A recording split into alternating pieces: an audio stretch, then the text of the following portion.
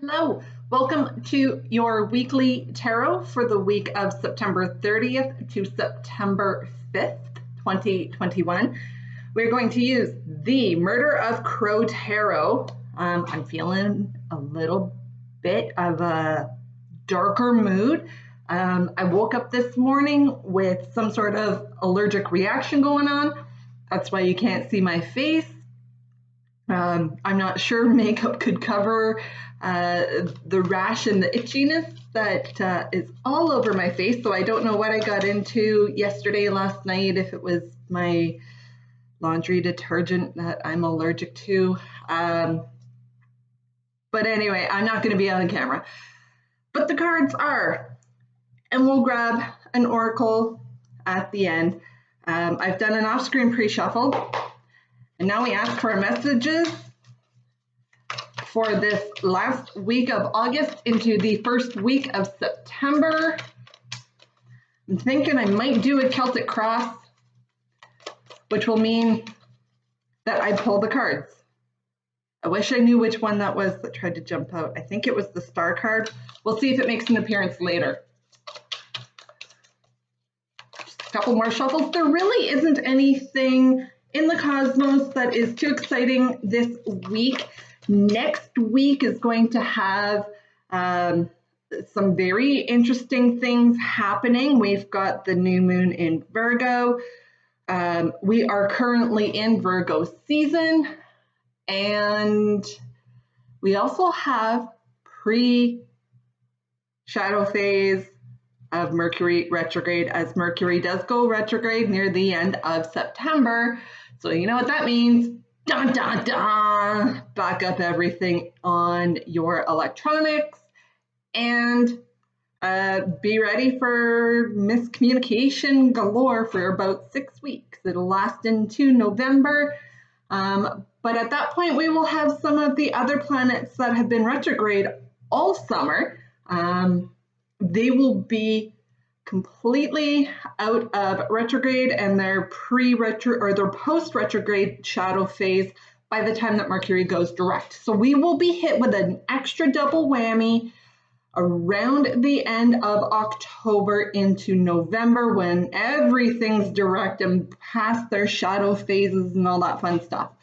So I am just going to pull from the very top to get the Celtic cross. We start with the 10 of Wands. I know I'm definitely feeling this card, feeling like you are carrying the weight of the world, way too many burdens on your back.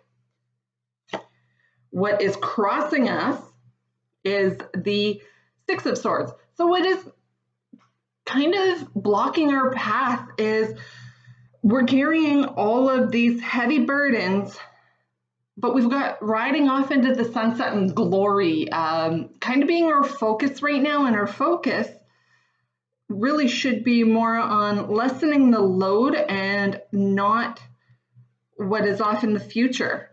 I know today for the daily tarot, I used a Wisdom of the Oracle card, and it had go with the flow, and the message was just basically take it one day at a time. And right now, that's really what we have to have our focus on, and not about whatever this glorious sunset or what is in the future beyond the end of today. What is coming up from underneath us or helping to support us. Now, right now, Chiron, I just want to throw this out there because it is related to this next card. Chiron is in retrograde, and Chiron is the wounded warrior. And when the wounded warrior is in retrograde, that's when our inner wounds kind of come to the surface a lot more easily. And it's going to be retrograde until I believe the new year-ish. I don't have an exact date handy. I'm not even sure where those papers went because a lot of stuff's packed away. I am literally about 6 sheets of drywall and a dozen pieces of trim away from my house being listed. So yeah, there's my heavy burdens that I'm carrying. But we do have the Nine of Wands. Now, the Nine of Wands is the wounded warrior who gets up to fight again, and we're still kind of fighting. And it is that inner resolve. I don't know how well you can see that card, but the inner resolve, that wounded warrior, that is what is going to help us stand up this week and kind of get through the week of carrying all these burdens and maybe a lot of anxiety, because this card actually gives me a feeling of anxiety and that there's just a lot of negative and fighting that's going on. And it's not necessarily feeling like the warrior who got knocked off their horse. This is more of a feeling of we're frantic because once again, we have to prop ourselves up on our own, and it's only us who has to do it. There's nobody else who can do it for us. There's no magic pill to take that's going to change things. We have to do the work, and it is causing some anxiety about it. We do, however, coming in behind us to help propel us forward is the Knight of Swords. Now, he's pretty quick moving. He has a lot of the answers. And he comes swooping in. He's the knight that comes to the rescue. And he's coming in to help support us and push us forward through the fear, through the looking too far ahead into the future. What is coming in from above? Eight of Wands. So we do have a lot of Wands energy. That's fire energy. And the fire energy, it can be pretty feisty. So maybe keep an eye for your anger this week, simply due to the fact that Wands, because it's fire, it's feisty. Temper is usually involved as well. But with these two here, we're going to have a lot of very fast moving energy kind of coming in to help push us forward. We have, with the Eight of Wands, we've got a lot of messages or energy that is going to be coming in. For some reason, I'm feeling Wednesday. I don't know why, maybe because it's the first. This card just gives me Wednesday vibes is when we're going to start feeling and seeing some of this. And what is in front of us? Ooh, Ace of Cups. So there's something that's going to help renew us, refresh us. Could be an offer of love. It could be a message that just has our hearts aflutter. But this is a good card. We're refilling our cup as we go along and we go through and we get this message and some clarity. And what else do we have kind of coming forward in the later half of the week? We have the Emperor. Sometimes these cards can be a little bit tricky to read, simply because a lot of them do look very similar. But the Emperor, Major Arcana. This is the first Major Arcana that we've had this reading so far. Fire energy, again, represents Mars, very masculine energy.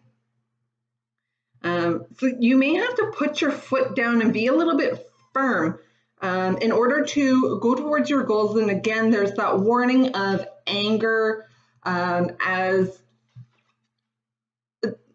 the Emperor is very authoritative and very strict, stringent.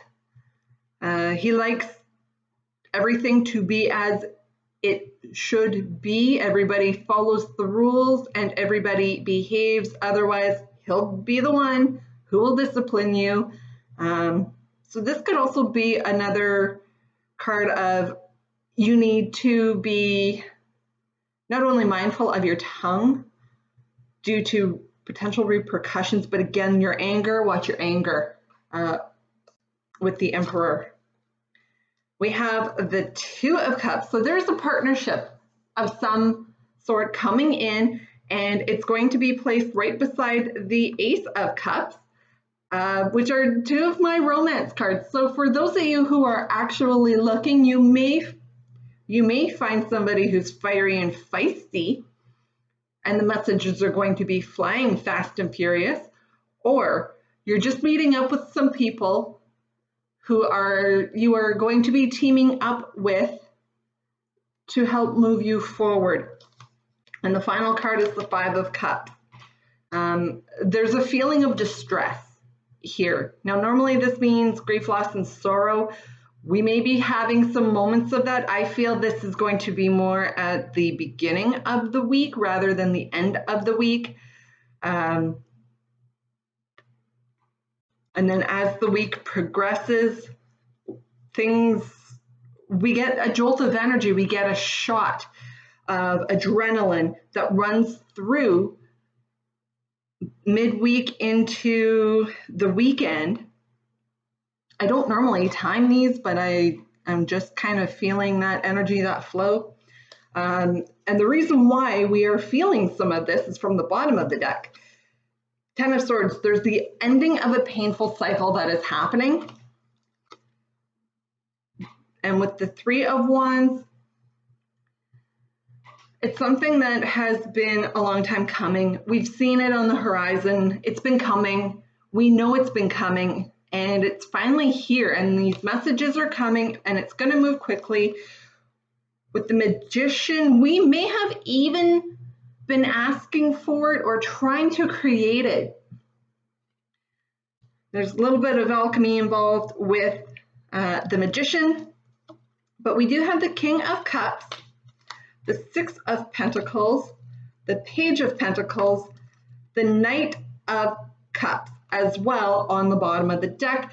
So with these guys together, I do strongly feel that once you get through this, you're going to be able to very openly express and create and work possibly on a new skill that can bring you some money. But there's definitely quite a bit of creativity and partnerships.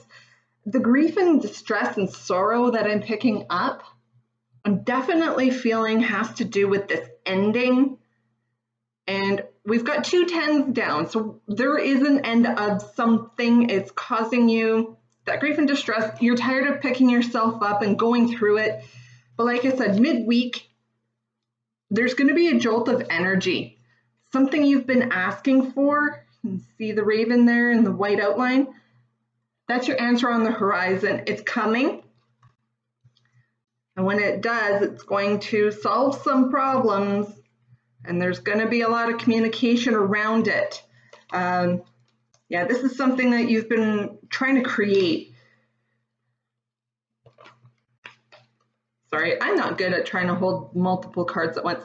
So all of these guys together, all of the cups and the Magician is really striking out at me as being a creative force. You have been creating this. You've maybe used a little alchemy in the meantime to try and get you to this point, but there is definitely a feeling of generosity or flow coming in. If there is no flow, there is going to be flow. So there could be a message in regards to your finances with the Page, simply because pages are also messengers. And just a quick look, Three of Swords. Yeah, this is definitely the end of something that has had you stagnant. Ooh, Tower card's not too far behind. So it is going to kind of shake you and rattle you somewhat with all of the goings on of this ending and all the fast moving messages that are coming in.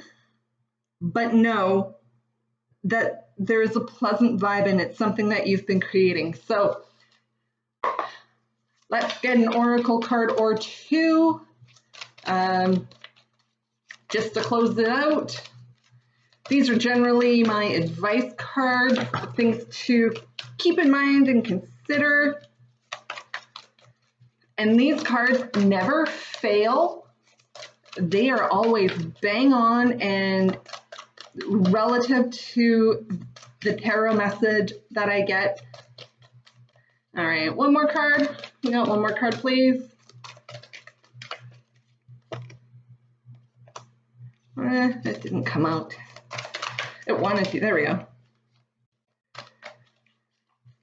And I'm not going to read from the book, but the first card that came out was Fork in the Road, and this is where the ending is coming in. This is where you're carrying burdens, is you're at a fork in the road. You have to make some decision.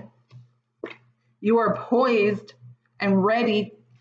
You just have to decide which way you are going with this fork in the road. And like I said, it does very much give me the feeling of the Ten of Swords and the Ten of Wands. You're carrying this burden, you don't know which way to go or what to do, but you're ready to act, even though you're not sure what you're doing, where you're going. You've got the building blocks that you need within you to finish your unfinished symphony. So this to me is tying up your loose ends, and keep building on what it is that is going to help you make this decision. And for me, there's a little bit of a balance theme going on, simply because we've got to be fair. It's a reminder for you to be fair and to ask the universe or whomever you pray to, do your spells to, or invoke, ask them to be fair. We do have Mercury in Libra that started today, being August 30th. It will stay there until it goes retrograde at the end of the month. So there is a balancing act. This card, I don't know how well you can see the scales, but there's definitely the scales of justice, which is represented by the Justice card. It is also represented by the sign of Libra, which starts at the end of mid-September and goes to mid-October. So that could be something more about a timing when things are going to be working out. And again, with the duality between two worlds, the fork in the road. You've got 1 foot in, 1 foot out. You need to make a decision one way or another. But in the meantime, clean up those loose ends of your unfinished symphony. That could be part of what is causing these heavy burdens around you. So clean it up, finish things off. This may help make that decision for you as to which fork in the road that you decide to take, and that will be the end to your painful ending. I hope you have a great week, and I will talk to you hopefully soon.